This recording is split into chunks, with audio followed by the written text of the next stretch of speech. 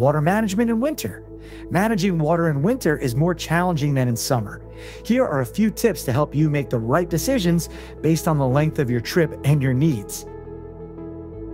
Make sure to keep your Webasto heater running at all times to prevent damage caused by freezing water. Short trip. For a trip lasting a few days, we recommend not using your water system.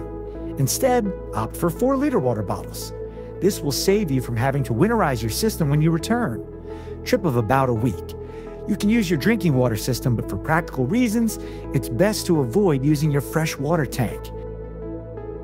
Trip longer than a week.